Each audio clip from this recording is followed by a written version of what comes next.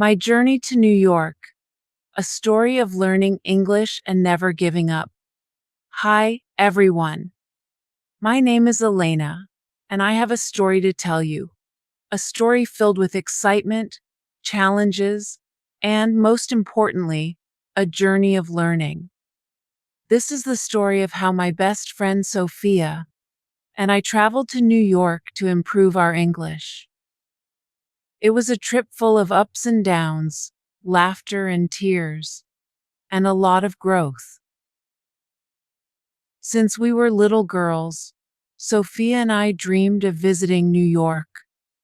We would watch movies and see pictures of the city, bright lights, and busy streets.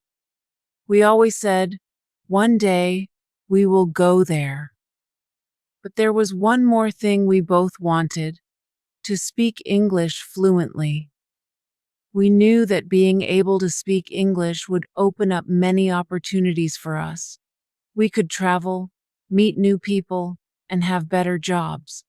So, we made a plan.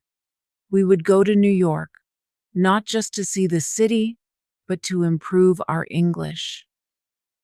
One day, while we were having coffee at our favorite cafe in our small town, Sophia said, "Elena, it's time. Let's go to New York this summer. We can take a vacation and improve our English at the same time." My heart skipped a beat. I had always wanted to go, but now that the moment was here, I felt nervous. "Do you think we're ready?" I asked.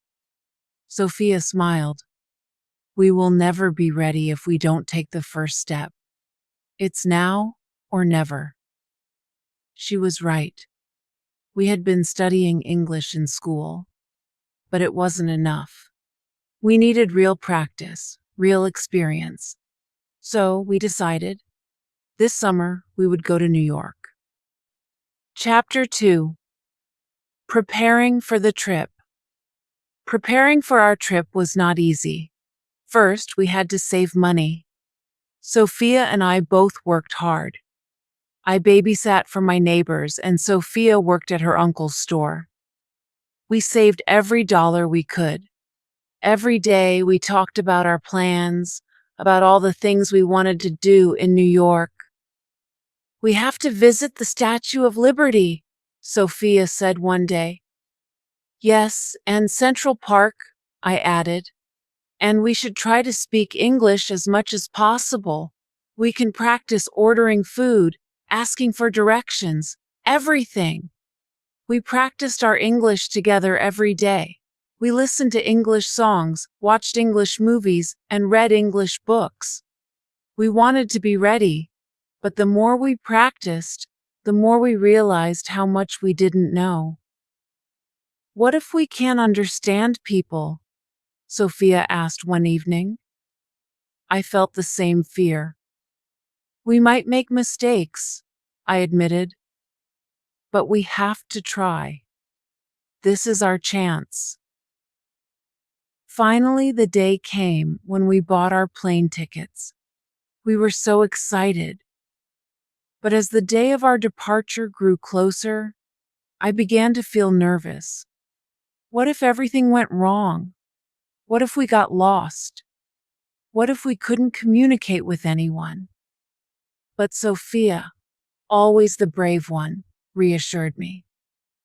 "We'll be okay, Elena. We have each other, and we're going to learn so much. It's going to be an adventure."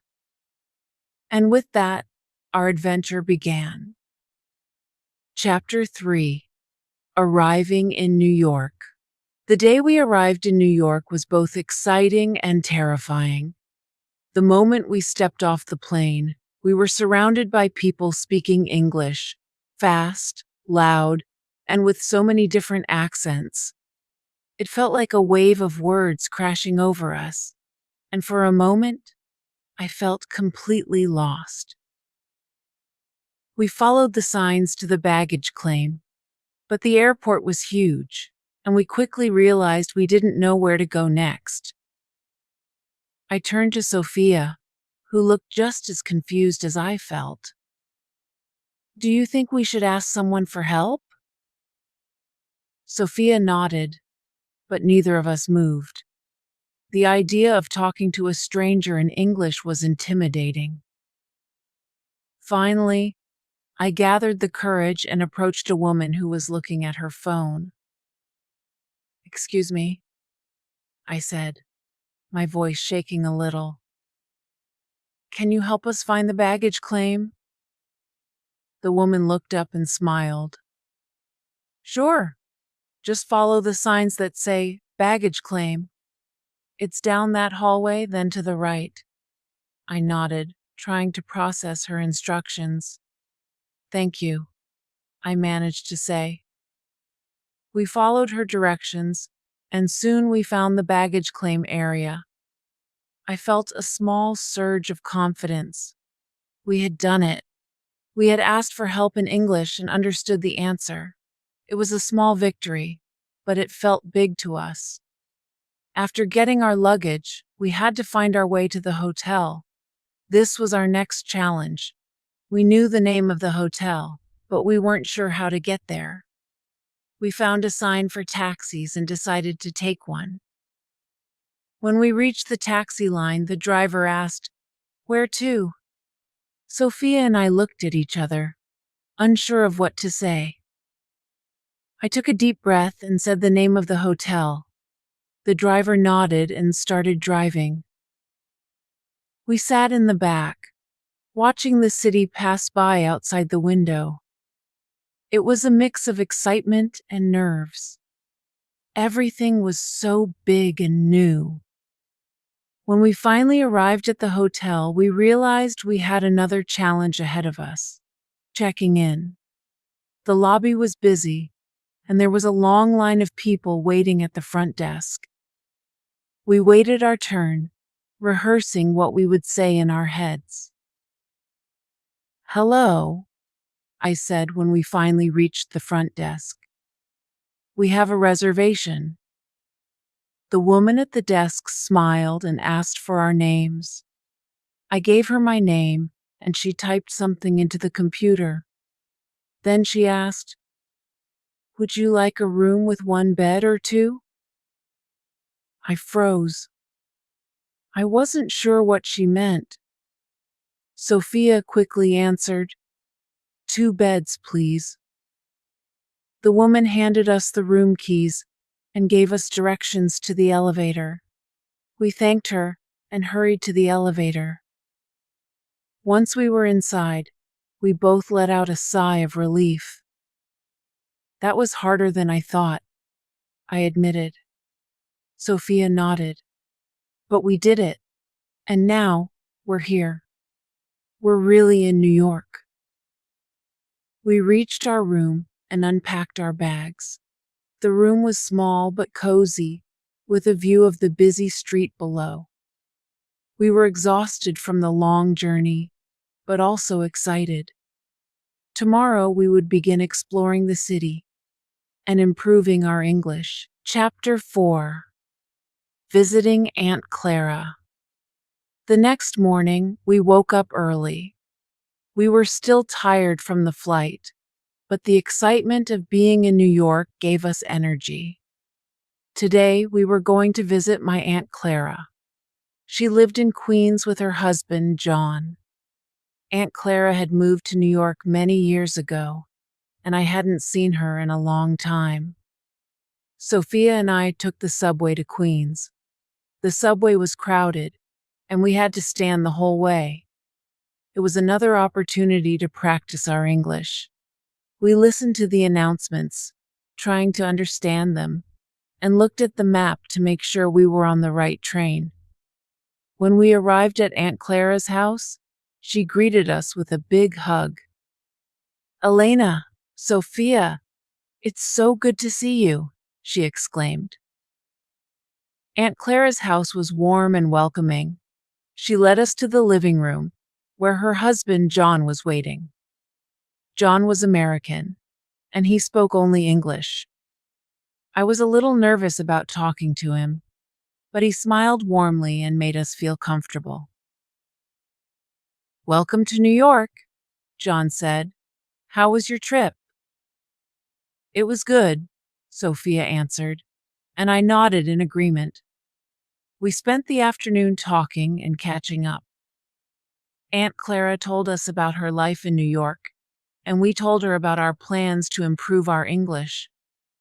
I'm so proud of you girls, Aunt Clara said. It's not easy to travel to a new country and speak a new language, but you're doing great.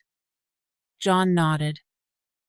If you want to improve your English, I have some advice for you.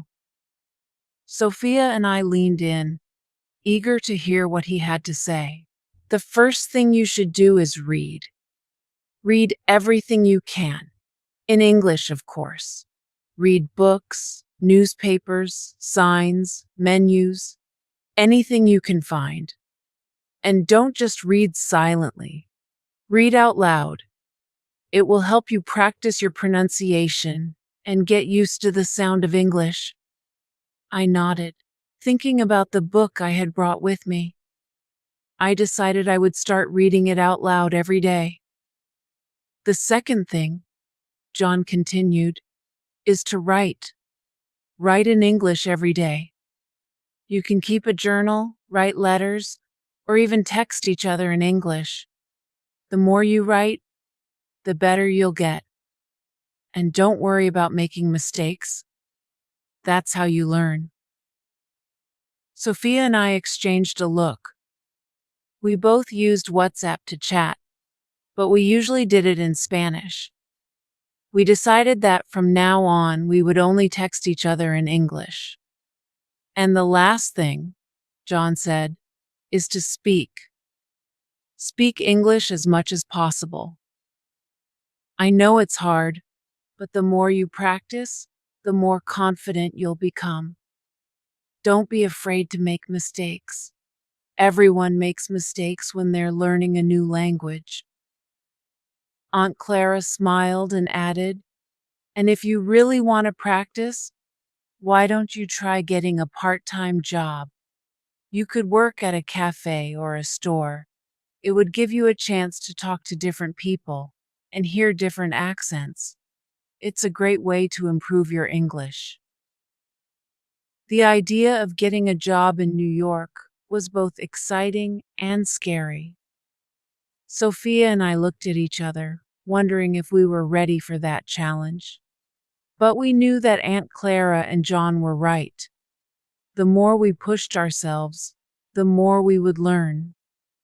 After lunch, Aunt Clara took us on a tour of her neighborhood. She showed us the local shops, parks, and restaurants. Everywhere we went, we practiced speaking English. It was hard, but it was also fun. We were starting to feel more comfortable, little by little. Chapter 5. Taking John's Advice. The next day, we decided to take John's advice and start practicing our English even more. First, we went to a bookstore near our hotel. The store was filled with books in English, and we spent hours browsing the shelves.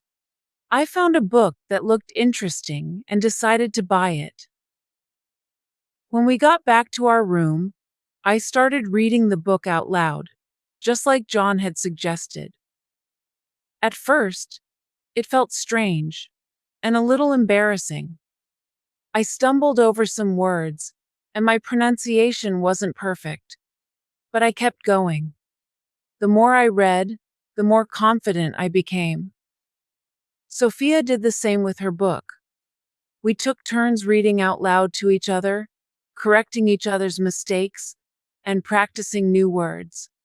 It was a great way to learn, and it also made us laugh. That evening, we decided to follow John's second piece of advice: writing. We opened our WhatsApp chat and started texting each other in English. At first, it was difficult. We had to think carefully about every word, and we used our dictionaries a lot. But it was also fun. We were learning new words and phrases, and we were helping each other. "Hey, what are you doing now?" I texted Sophia. "I'm reading my book. It's really interesting," she replied. What's it about? It's about a girl who travels to New York to study. It's just like us. We laughed and continued chatting in English.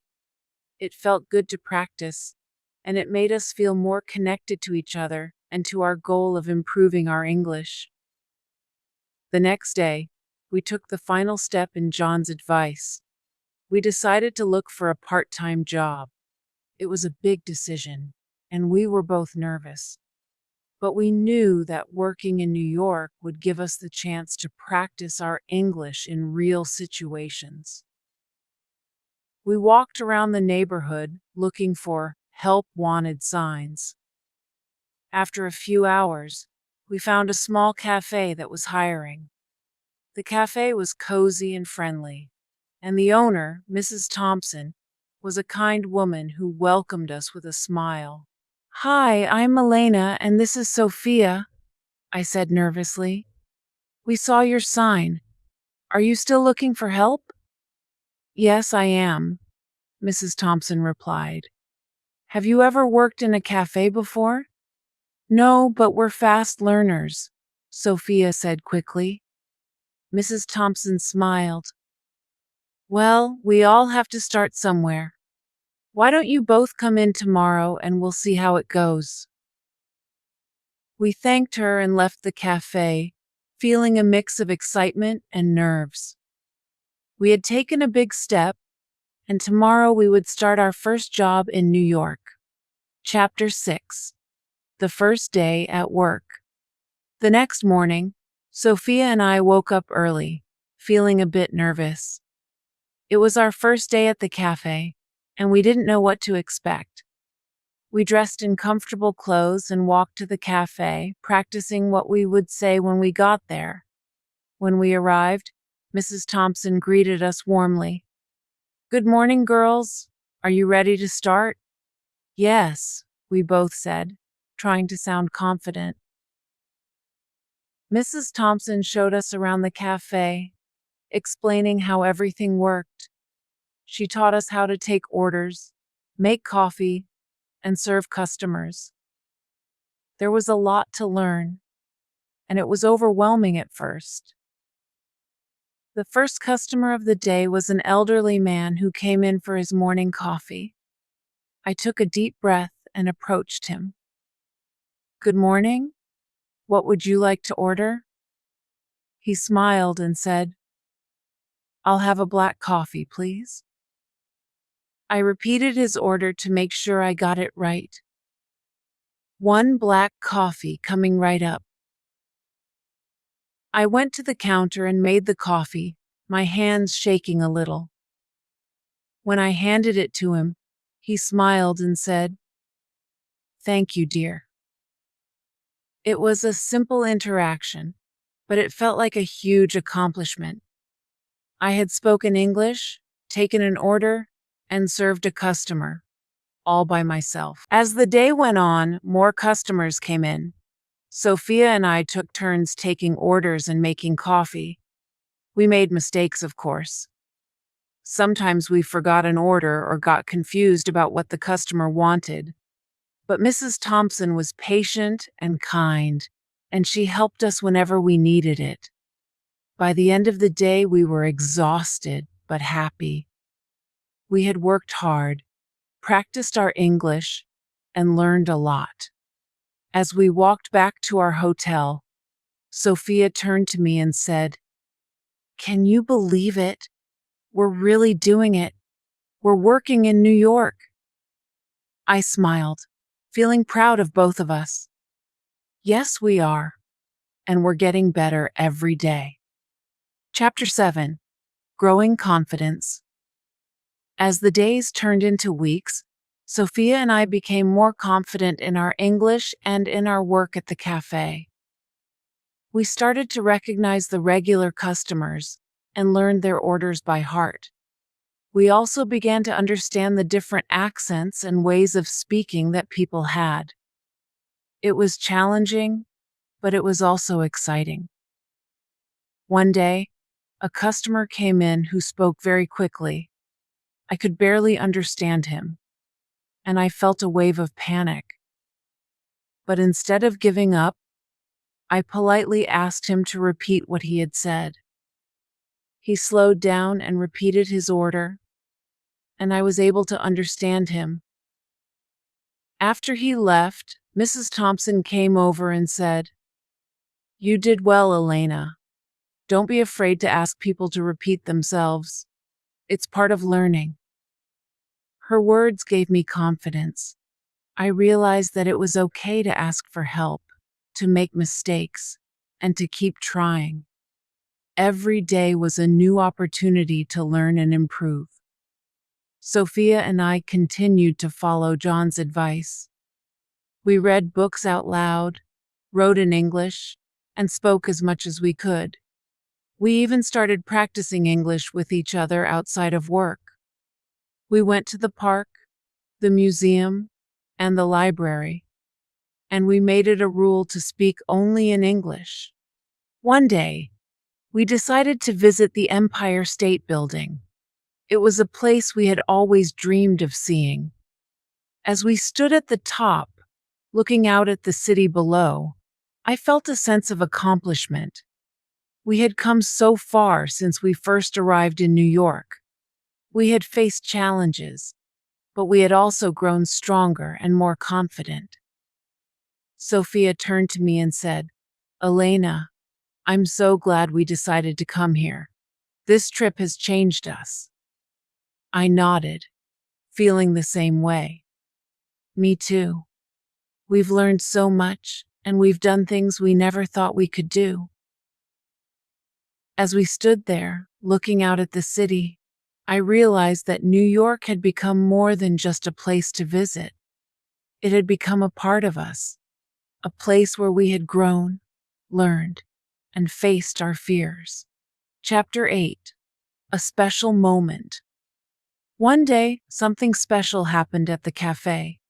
It was a busy afternoon, and the cafe was full of customers. Sophia and I were working hard, taking orders and making coffee. Suddenly, a woman came in with her young daughter. The little girl looked shy and nervous, holding tightly to her mother's hand. The woman ordered a coffee and asked if we had any hot chocolate for her daughter. I smiled at the little girl and said, "Of course. One hot chocolate coming right up." As I made the hot chocolate, I noticed that the little girl was watching me. I handed her the cup and said, "Here you go. I hope you like it." The little girl looked up at me with big, bright eyes and smiled. "Thank you," she said softly. Her mother smiled and thanked me too. They sat down at a table and I watched as the little girl took a sip of her hot chocolate. Her smile grew even bigger, and she looked so happy. In that moment, I felt a warmth in my heart. I realized that I had used my English to make a difference, even in a small way. I had made someone's day a little brighter, and it made me feel proud. Later that evening, as Sophia and I were closing the cafe, I told her about the little girl. Sophia smiled and said, "That's what it's all about, Elena. It's not just about learning English. It's about connecting with people, making them feel welcome, and being a part of their lives." I nodded, feeling grateful for the experience. I realized that our journey to New York had been about so much more than just improving our English. It had been about growing as people, facing challenges, and finding joy in the small moments. Chapter 9. The End of the Journey. After several months in New York, it was time for Sophia and me to go back home. Our time in the city had been an incredible journey, full of learning, growth, and unforgettable experiences. But as much as we loved New York, we were also excited to see our families and friends again.